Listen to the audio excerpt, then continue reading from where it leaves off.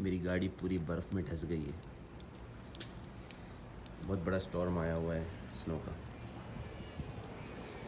क्या करें, समझ नहीं आ रहा। काम पे भी जाना है, कैसे गाड़ी निकालूंगा।